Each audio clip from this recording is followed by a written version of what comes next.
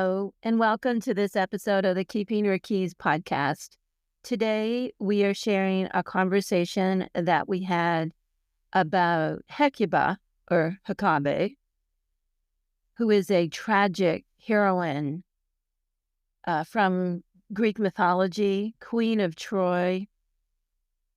We're sharing this episode now because we think it's more timely than ever for us to face the tragedy of Hecuba's story as a means of exploring our own power, our own values, what we are willing to die for, and the broader context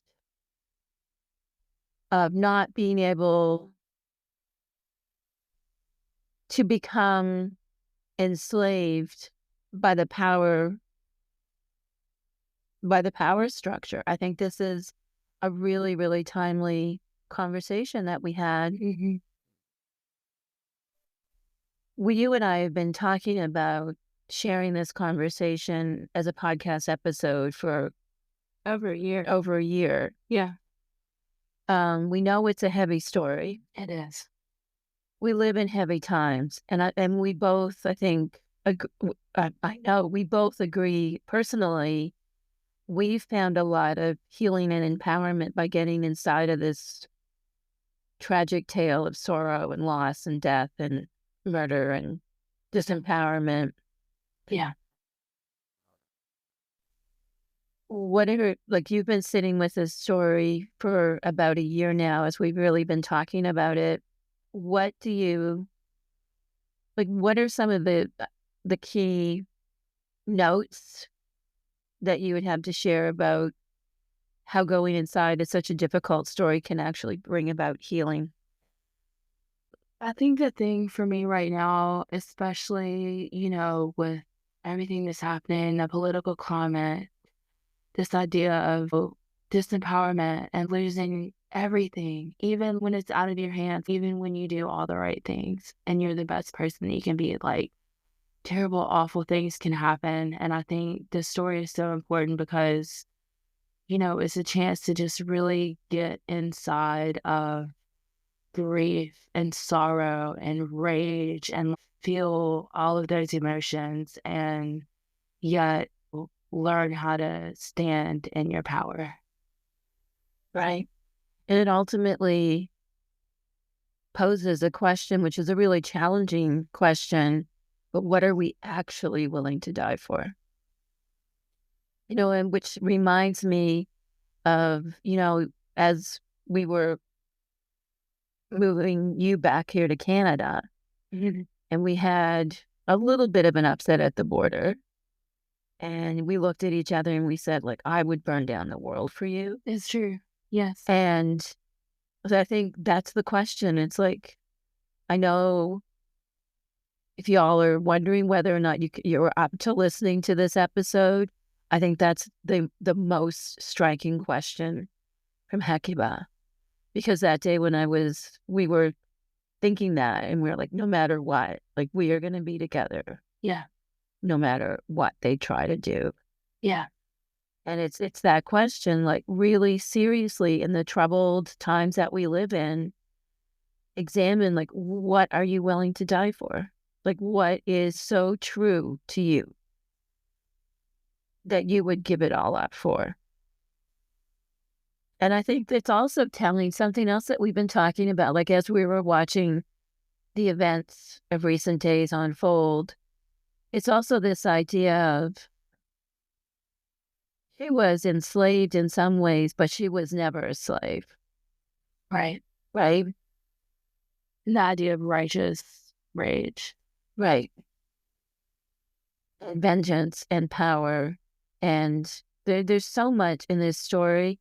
I began the recording with a caveat that this is a difficult story. There's murder, loss, rage, horrible things in this telling of this ancient story of Hecuba, Queen of Troy. So if you are not feeling up to it, you might want to pass this one over.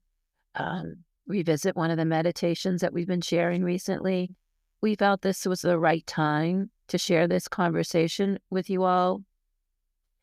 As always, we're inviting you into Covina, our online coven.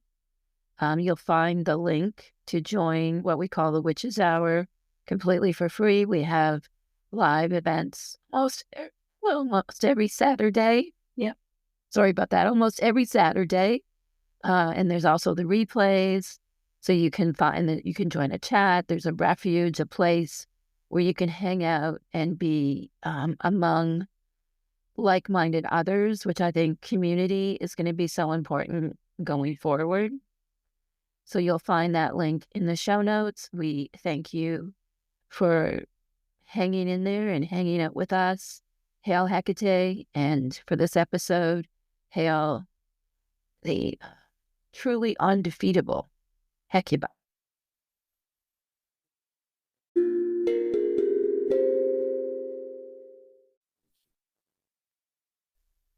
Hello and welcome.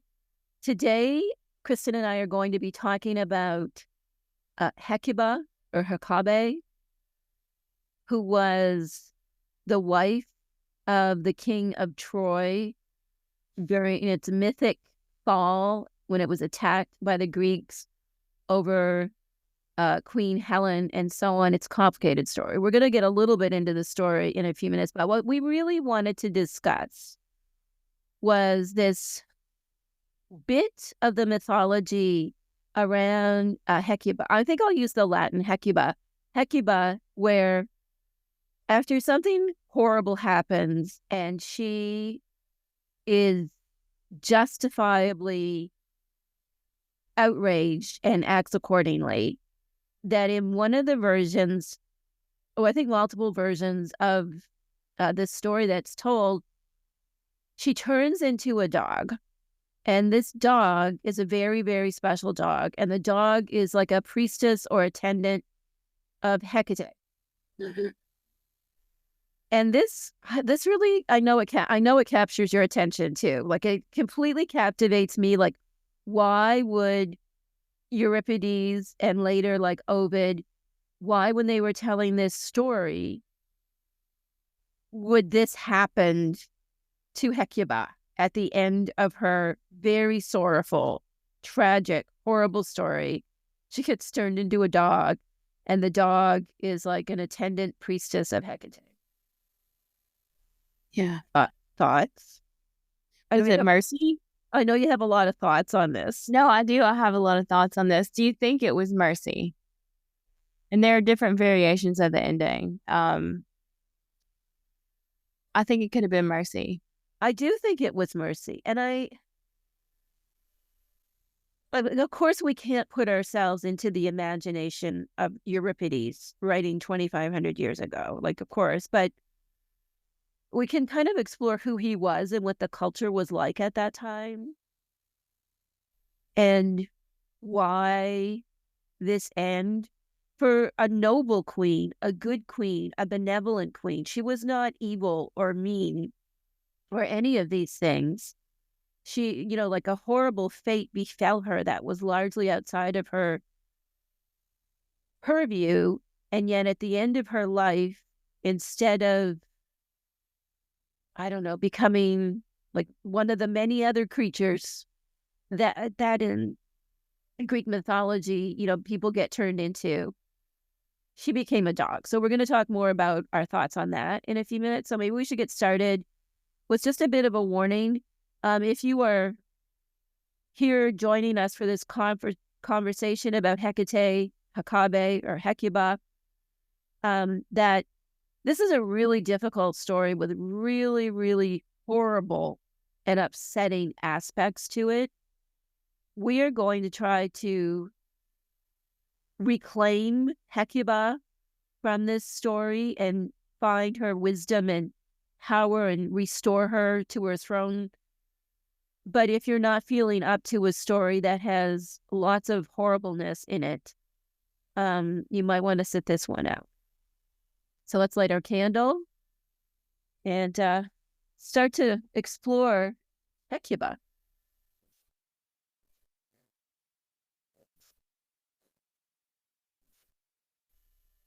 So one of the big themes with Hecuba, of course, is powerlessness. She goes from being powerful to powerless. Mm-hmm. So if you're feeling a little bit powerless, let's begin by just releasing any feelings of powerlessness. And then let's cast the circle around us, protecting us, and also empowering us. I think that is the energy that we want to go into this discussion with. I found a really, really beautiful poem written by a Greek poet that I'm going to read for our invocation.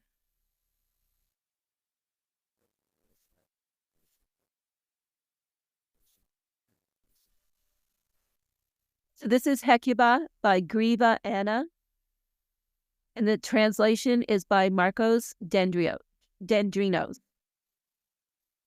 Since I was a young girl, tear was boiled in my chest, as well as blood, and my mind was full of trees and hanged.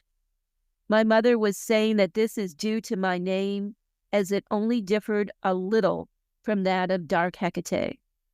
The name was a fault, so they called me Fresh Branch, Gentle Breeze, and Smell of Meadows.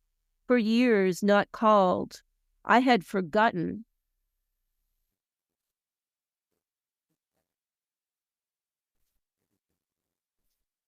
But when I rose one morning, I existed partly, and myself was shouting, "Who are you? Who are you?"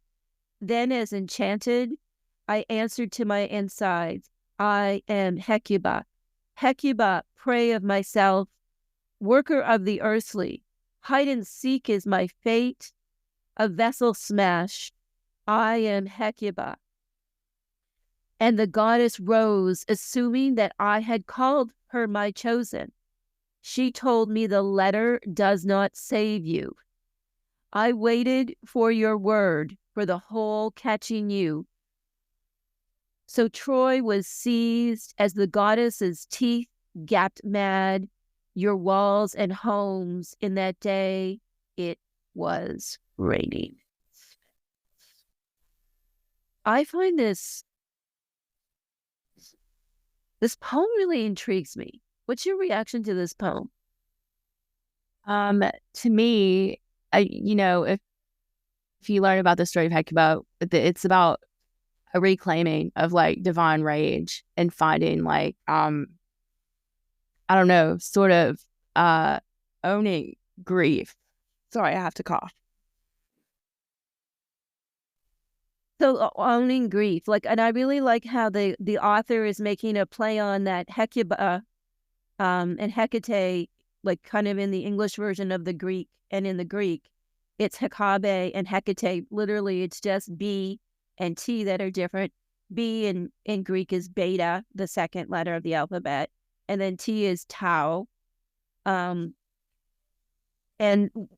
it's interesting, again, if we're trying to imagine what was going through Euripides' head when he was concocting this story, or, even who the original author that he adapted from might have been, like this idea that there's only one letter difference between Hecuba and Hecate, that she is this just and wise queen who suffers horribly. And in this poem, it's that she remembers one day, that she is one letter different from Hecate, and she too has that primordial power, and she really seizes it towards the end of her story in a way that is like terrifying to her captors. Are you ready to dive in? Yeah. Okay. So we are going to tell a little bit, very truncated version of the story of the fall of Troy, told, as I've mentioned before, by Euripides and others throughout history. It remains very popular. In ancient art, the play was incredibly popular. The importance of Euripides' writings about the fall of Troy to ancient Greece, everything that I've read about this, that these plays were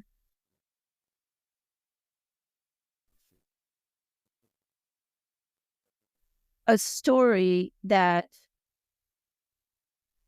kind of described what was happening in Greece. So even though I think scholars mostly think that Troy was not a real place, this may have been inspired by events that really happened, but the story of the Iliad, where Troy, this is also told, all of this is largely, like, it's a story that may be based by, on some historical events. But Euripides was trying to explain to his fellow Greeks, again, speaking largely to men, because it's debated whether, like, all women could really even go to the theater at certain parts. It's a complicated discussion. But he was speaking to other men. When they say, he was speaking to other Greeks, they mean other men who were citizens. And that, this is the terrible thing that can happen, and there is a real cost to this. And the way in his plays that he talks about what happened to the women is what captures my attention. So there was a real, when we look at public figures today who kind of write in ways that are commenting on the larger political discourse. Like, I think the popularity of the musical Hamilton would be like a modern analog to this, don't you think, Christen? Mm-hmm. So that just to kind of contextualize how important the different plays about the Trojan War and the art and so on. So I've mentioned Euripides many times. He indeed wrote 2 plays talking about the Trojan War. I didn't put up anything from the Iliad. I think most of us are familiar with the Iliad, and if not, there's a new translation that I highly recommend, and we have it here. It's a really good translation. So Hecuba's sorrow, and this is where we really want to land on this idea of sorrow and mercy and empathy. I'll read these. I love this quote where she says, I am dead. Sorrow has forestalled death here. Like, Christen, have you ever felt like that? Like, I can't die now because I am so distraught. There is no way I could die. In a sense, I think I have. And I was talking to you about this earlier. Like, I have definitely been in a point in my life where I fell into a sort of primal state of grief. That became, I don't know, it's like, maybe primal is the key word. Like, it just overtook me. Like, Right. when you just fall to the floor and just, it's fall into something greater than yourself. Like, I don't even know how to explain it. Do you know what I'm getting at? Right. It's the aliveness of grief. Yeah, exactly. Like, I think we typically more think of like the aliveness of love, but grief, for anybody who's been in the depths of grief, like, it is alive. That doesn't mean it's pleasant, it's horrible, but it's alive and it can consume us. So I'm going to read a little bit of her lament from Euripides' play Hecuba. "O grief, what can I say? What are the words for loss? Of bitterness of age, slavery not to be borne, unendurable. To whom can I turn? Childless and homeless, my husband murdered, my city stained with fire. Where can I go? Where shall I find safety? What God, what power will help me now?" I don't know. I have had moments like when I felt like that. Yeah. And I was journaling about Hecuba this morning, and I just had this sensation that, like, this is my deepest fear. To become like Hecuba in this part of the story. To be completely, like, disenthroned, to have all the people you love dead, to be completely at the mercy of the state, to be homeless, penniless. Like for me, that represents my greatest fear. Mm-hmm. And I thought, what power there is in those words, because it's a way for me to explore my greatest fear Mm-hmm. instead of denying that it exists, because I think it's quite rational to have that fear. To be, nobody wants to be this, like Hecuba at this part of her story. We all would like to be Hecuba early in the story, when she's married to Priam and they have wonderful children and the kingdom is good and life is wonderful. And maybe we might want to be Hecuba at the end of the story, the versions where she becomes this like torch dog attendant of Hecate, but like the misery that she goes through. Some more about, so let's get deeper into what actually happened, the details of the story, and then we'll go into the bit of the story that fascinates us, which is this association with Hecuba and Hecate. Okay, so this is from the other play by Euripides about the Trojan women, which is actually called the Trojan Women. Sworn to bring back the hated Helen, the cursed wife of Menelaus, Sparta's shame and Castor's ruin, her whose sin struck down Priam, patriarch of 50 sons, wrecked my life and left me stranded in despairing. Okay. So Helen of Troy, who was Hecuba's daughter-in-law, is actually the villain in this story in many ways, but not an intentional villain. But in some versions, she is quite the conniving creature who plots and schemes, right? But generally, my take on it is that Helen genuinely loved Hecuba's long-lost but returned son, Paris. And Helen left her husband, Menelaus, for Paris. And this is what started the whole thing.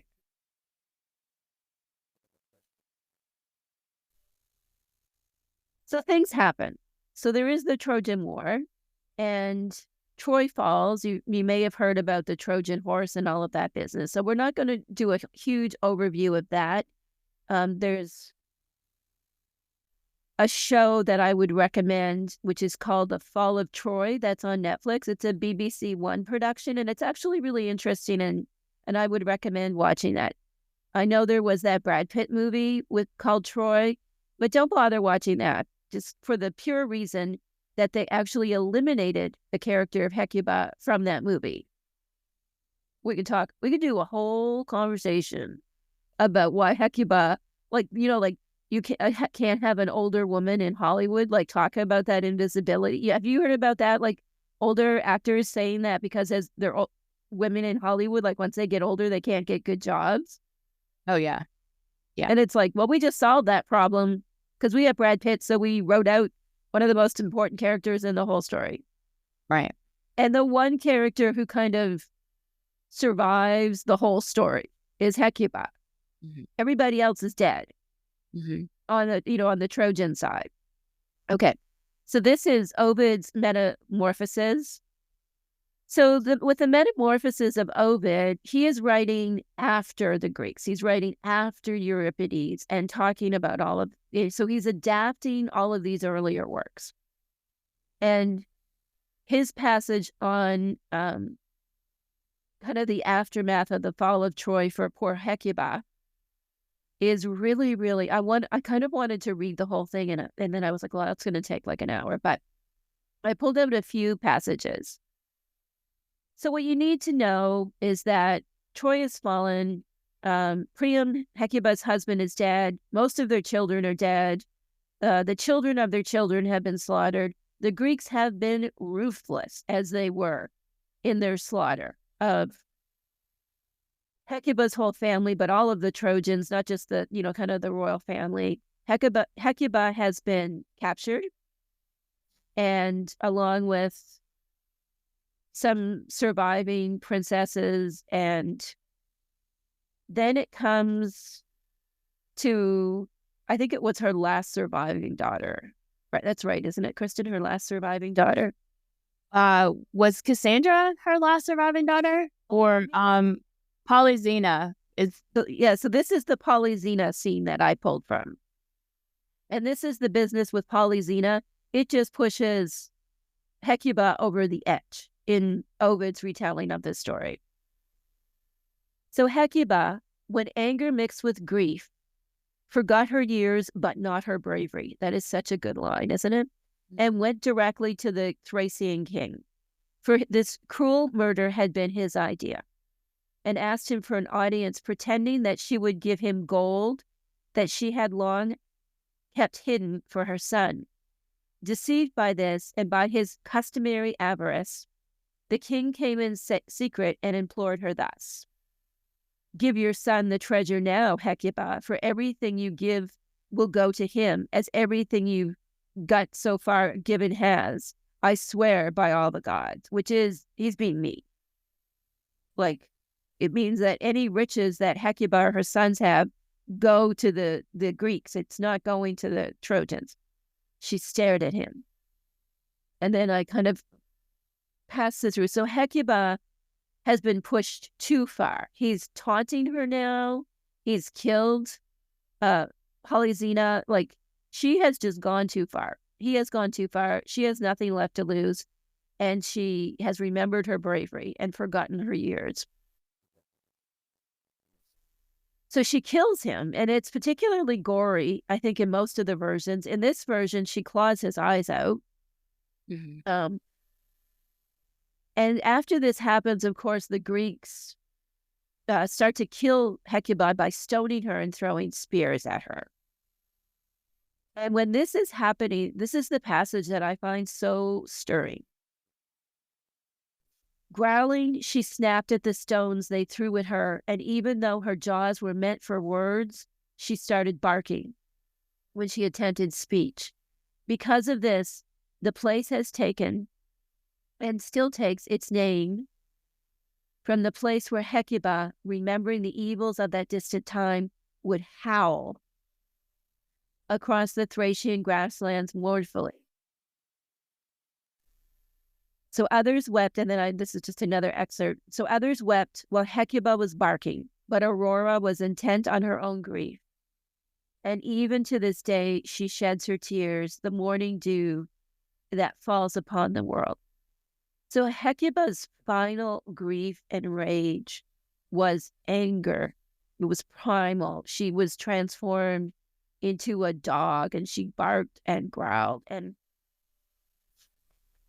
I think that is so contradictory to social norms of women at the time, and even social norms today about how we are supposed to grieve. It's just, I know that really stirs me. That whole passage of the sorrows of Hecuba and the Ovid's Metamorphoses really does something to me. Okay, so I think we've covered most of what I wanted to talk about in terms of like setting the stage for the Trojan War. Is there anything else that you want to bring up about what was going on, like the whole thing with the Trojan War?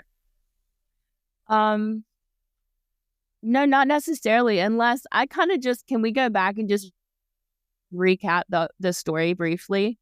Yeah. Okay. So Hecuba, this queen of Troy, right? During the Trojan War, all of her children are killed. This king, kills her son. They slaughter her daughter as an offering to Achilles. And it's the king that Cyndi referenced in the slide previously, the one that she clawed his eyes out. So she calls him to her and says, "I have this gold."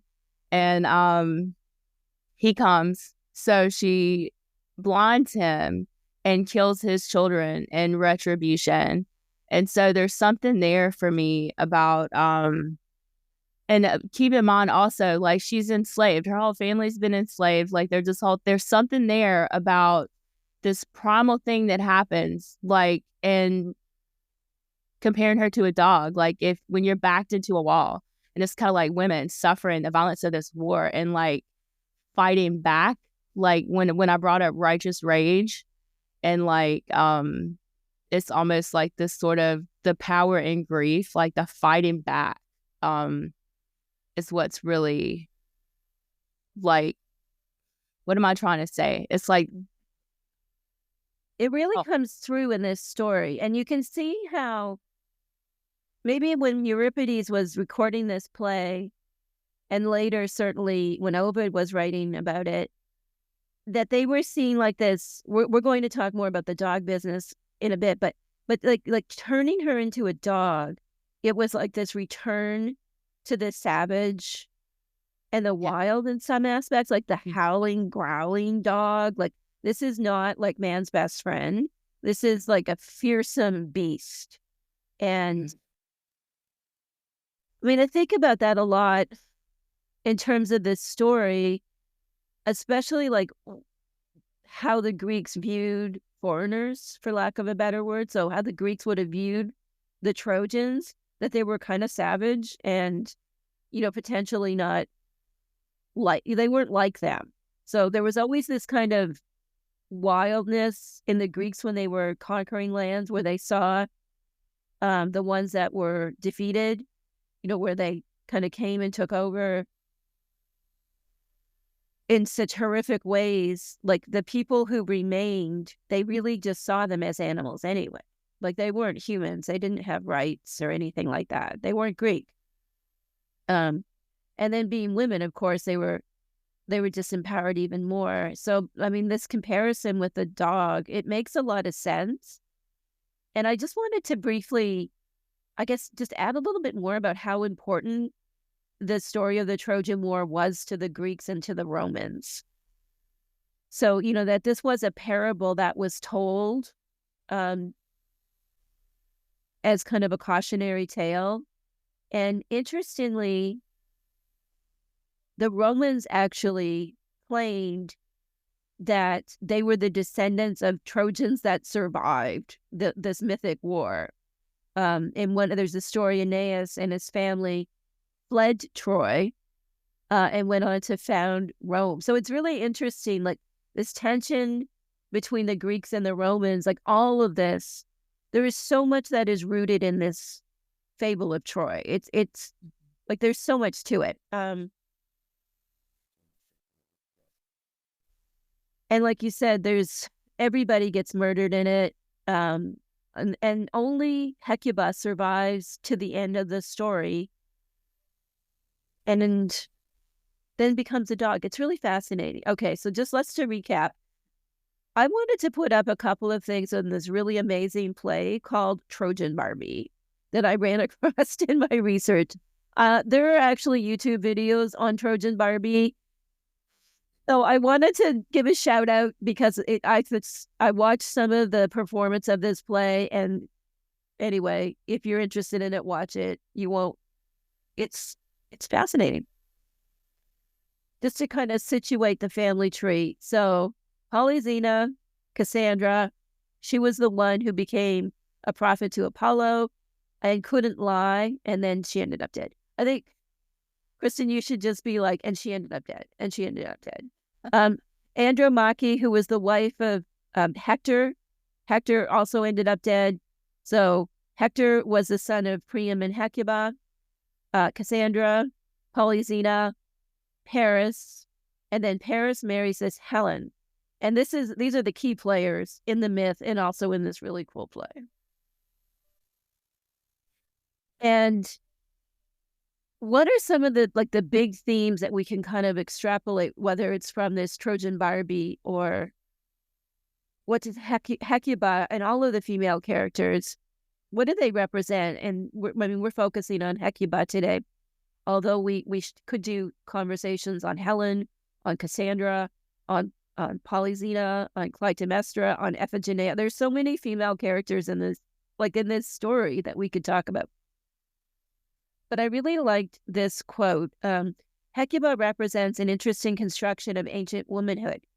She is a diplomat, a matriarch, and the glue that holds the Trojan women together.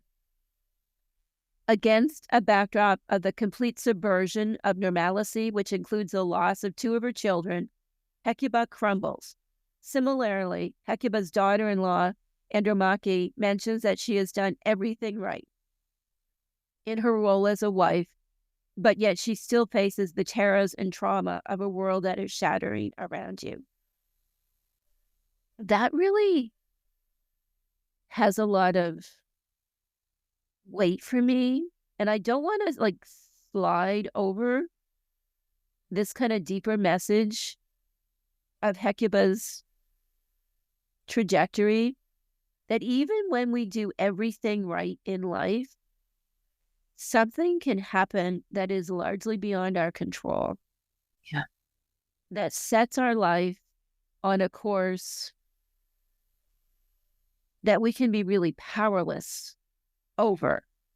And that's a really, to me, there's so many deeply frightening aspects of Hecuba that I do see her as a spirit that we can explore our own fears in a way that's safe. I feel like, if we were having a conversation with Hecuba, she would be like, yeah, these fears make sense. Look at what happened to me, but just talk about them, which I think is the hallmark of empathy. Let's talk about our fears. I don't know, Christen, what do you think? All these fears. We said it was difficult coming into this conversation. Hecuba is just all the things that we're terrified of. Yeah, it is. And it's also kind of difficult to put into words when you're dealing with these big emotions and yeah.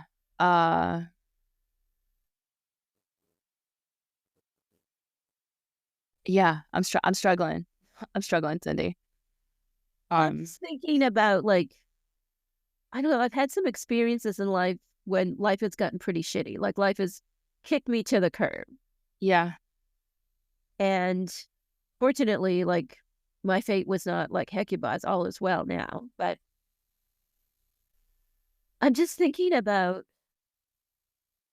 how in our society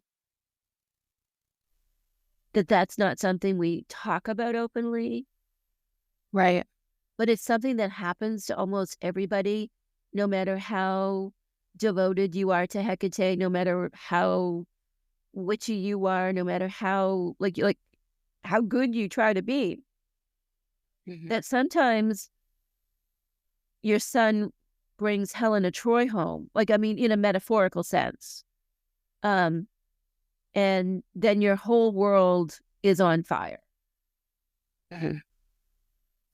I think what I was trying to get around to is I'm not trying to say don't have hope. Right. But I am going to say that a lot of times we don't face the harsh reality of things, or it's something that we shy away from. It's something that we turn away from, that everything can completely fall apart. Just all the way apart. And I think holding space for that, it's not to be, like you said, I'm so glad you mentioned hope, because it's not to be pessimistic. It's to say, this has happened to me before in life. This is a thing that happens. And to a certain extent, we're all at the mercy of the fates. Yeah. So let's be hopeful. Let's be wise. Let's live our lives to the fullest. Because sooner or later, even to me, this links up to my fear of death. Sooner or later, these things will come for us all. So let's live our lives. And also, let's have empathy for each other, because we're all in this situation together. Yeah. That for all of the robustness of life, there is an equal fragility to life. And I just think that's so powerful. It's such a powerful lesson to learn. But it's not, I don't think Hecuba is a hopeless spirit. I think she's just a spirit that says things can go really wrong, and, facing our fears is a way to prepare for them and to understand our past trauma. And I think she is an ally that can help us work through our own trauma, because she had so much trauma in her life. So I briefly mentioned this show from BBC before. Here is the Trojan family tree, according to this BBC miniseries that you can watch on Netflix. So you can see I just wanted to demonstrate this. Like, Hecuba had a great life. Priam treated her as his equal. And to the Greeks, to Euripides writing about this and so on, this would have been really foreign as well. Like, that she was Priam's equal in every way. And they had children. The kingdom was wealthy and all was good until Paris brought Helen home. I am the mother of sons, and I hope neither of them ever bring Helen of Troy to the house. Just to make a little bit light of this. Okay, so here's the article I found. I love it when I find these obscure scholarly articles that talk about exactly what you and I want to talk about when we go on one of our like ancient history indulgences and talk about this very specific aspect of this big, long, epic tale that fascinates us. So Hecate the dog, this is an older article from about 30 years ago, but this is a great article, Christen, and it just talks so much about why Hecuba was turned into a dog in the myth. So it talks about Hecate, who Hecate was, her association with dogs, and so on. So I guess we should start at the beginning. Historically, Hecate's most sacred animal was the dog. And animal sacrifice of puppies in particular was a practice in and around Athens in the classical Greek period. It was widely known throughout the ancient Mediterranean that dogs were the most sacred animal to Hecate, which I think we should talk about that for a little bit. I mean, the animal sacrifice can be kind of unsettling, but why dogs? Like, historically, who were dogs in ancient Greece? So, dogs in ancient Greece were pretty much like dogs of up to even today, I guess. Dogs were part of families, part of the household, part of the oikos. They performed important jobs within, whether it was on a farm and so on. So dogs were part of everyday life. Mm-hmm. But they were definitely different than the rest of the domestic animals. Like, they weren't sheep. They weren't chickens. They did have some chickens, but they weren't very big into chicken then. They weren't sheep. They weren't oxen. They had a really unique role because dogs weren't usually eaten. I don't know. Do you ever think about why dogs in Hecate? I don't think I ever really have, but now I'm thinking about, there were definitely guardians, and back to that whole juxtaposition of like, the tame, and like compared to like this primal sort of, wildness. And, I think that there's something there about dogs, like between the tame and the civilized. Right, and also that they were companions. Yeah. And this whole association with dogs and the entrance to the underworld and so on. Like, it's really fascinating to kind of think about why that might have been, and exploring kind of the unique role of dogs within the structure of the household. Mm-hmm. Like, you didn't eat them. Mm-hmm. There's something too about the wail of a dog. Like, I think that maybe dogs were like a sounding alarm, and you hear about that a lot. It's like the howling of dogs. And there's something there too. Right, and the protection, like you mentioned, the protection that they offered, which is different. You don't really expect like your oxen to protect your land. So dogs have a really unique relationship with humans as protectors, as companions. It starts to sound a lot like Hecate, right? When you talk about a dog, it can be fierce, but most of the time it is quite companionable and so on. So in this article, I'll just read a couple of the excerpts I put up here. Such was Hecuba when she came into Euripides' hands, a woman who in every sense suffered the kind of fortune that Homer calls konteros. As a tragic principle, she could not submit to any direct dog comparison.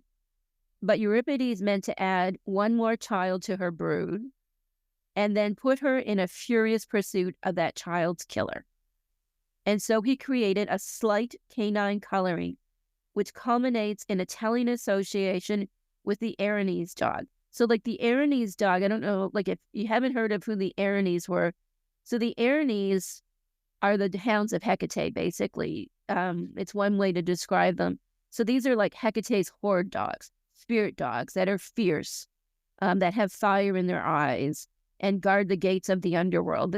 These are these kind of dogs that this author is saying kind of this is the energy that gets created when Polyxena is killed. And we were talking about dogs as protectors earlier. So the dog of the Sema is a guardian who sits at a gate and keeps men safe, which is so much like Hecate. Mm-hmm. It watches and warns of danger and is marked particularly as Hecate's algama because its eyes are not merely bright, but made of torch fire. Hecate, too, was Daduchus and Phosphoros, two titles that mean torchbearer or light bringer. And this is interesting, right? Because Hecate's dog has like this fierceness that sits on the ramparts and is guarding not just like the oikos or the home, but also the polis, the state. So there's all this business with the Hecate's dog. So I don't know, I find that fascinating. And I do feel that bringing Hecate into the end of the play in this sense where Hecuba becomes a dog and a very specific type of dog, an algama with these torch eyes. I think that's speaking to like redemption, but also I think in a way it's showing the tenderness of Hecate that was demonstrated, in the Persephone tale. And one of the things we talked about when we were preparing, because we knew we wanted to explore empathy as a big concept, and we looked at different myths and so on. And, like Artemis, for example, is not really known for being incredibly empathetic. And I did a little bit of research, Christen, on the origin of the word empathy. And that's only really been an English word for about 100 years. Really? So if I'm remembering correctly, it was a German word. And to translate it into English, they used Latin roots, right? Like, so empath, like to feel others. But to the Greeks, like this whole idea of empathy was not a huge thing. And if we want to kind of explore empathy within this whole tale of Hecuba, I mean, it peeks out in many different ways. Like, for example, when Paris comes home with Helen and Hecuba lets Helen stay, even if she doesn't really want Helen to stay, even if she thinks this is going to be bad, she has empathy for Helen as another woman and letting her to stay. So lets her stay. And, Helen's choice to liberate herself from a marriage to Menelaus, who she didn't love, like Hecuba demonstrates understanding of that and lets her stay. What are some of the other empathy points that you find in this story? We didn't talk about this, but I know that it's something that you see throughout the story. Even you can see empathy in the attackers, like when Polyxena, her daughter, was sacrificed to Achilles. Like, she was sacrificed with honor, and tears were shed. And I think even the man who killed her came back to Hecuba and said, when she made this sort of like impassioned cry, the woe is me that we talked about at the beginning of this, like he said, your daughter said very similar things right before she died. And it wasn't to say that they were like completely ruthless. And I think that's kind of a challenging but also important aspect of this too, that you can, I don't know, you can really mess some things up or really hurt people and still have empathy. Do you know what I'm saying? Like, I do know what you're saying, and I think it's important in the context of exploring like the Trojan myth. Yeah, like to not. Yes, the Greeks were ruthless and violent, and yes, this was really just all over a woman. But at the same time, like you said, like they did have some empathy, especially towards some of the Trojan women, but they were also incredibly cruel to them. Incredibly cruel. Yeah. And then maybe usually in hindsight also, And then the empathy, I guess, of Hecate to, after Hecuba was transformed into a dog, that, Hecate came and took her on. Because it's not clear in any of the versions who actually changed Hecuba into a dog to save her from the stoning. Mm-hmm. I mean, there's different endings to the story. Mm-hmm. But this idea of empathy, like understanding that, the God, or even mercy, like, in the versions where the gods transform her into a dog, it's because like a human doesn't deserve that ending. And so she dies as a dog. It's very, very compelling. Mm-hmm. This idea of like, why was that done? And it's almost like, is it to save the Greeks from having to see this mighty queen die this way? It's easier on their eyes if they think of her as a dog than the fallen mighty Hecuba, because again, Hecuba is this spirit that can awaken all of our fears. I think that would be a really powerful fear to the ancient Greeks, right? Is that if someone that powerful as her could be brought to nothing and stoned like the worst among us, then what could happen to me? There's a lot of empathy.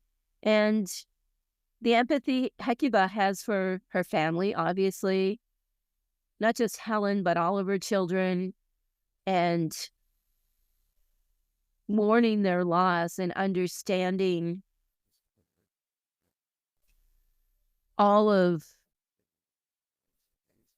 the lost potential, I think, and being able to hold space for her remaining children and all of the other Trojan women who were surviving at that time, and kind of being like a unifying spirit that they rallied around. I think there is empathy.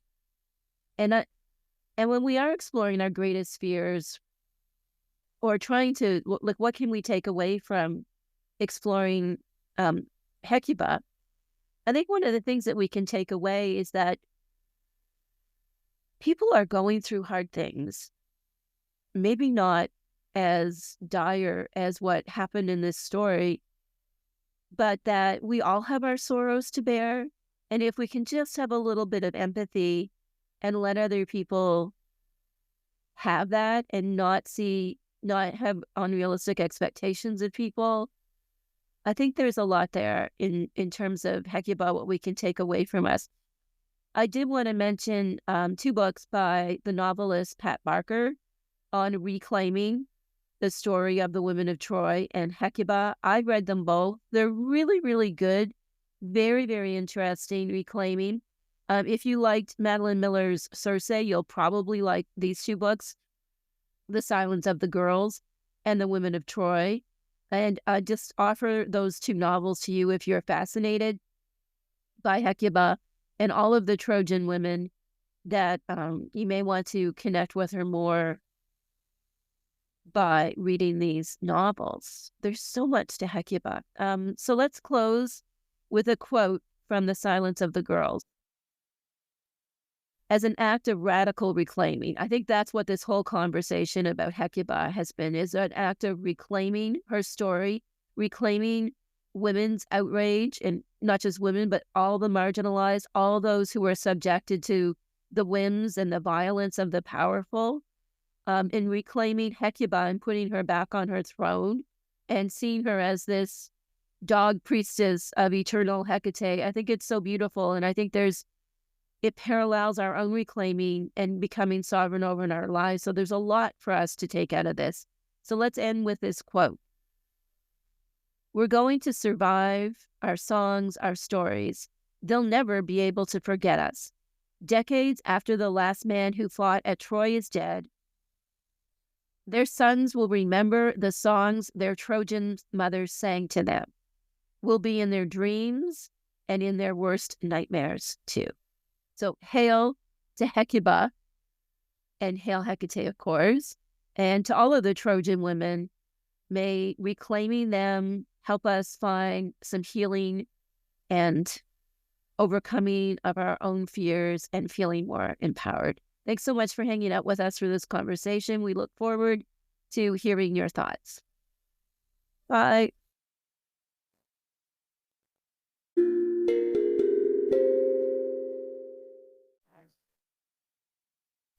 The Keeping Her Keys podcast is hosted by me, Cyndi Brannen, with my co-host and wife now, Christen Bennett, who is the producer of the show. We are a completely independent, ad-free podcast that is dedicated to the service of the divine feminine, and we abide at the crossroads of modern life and the deeper world.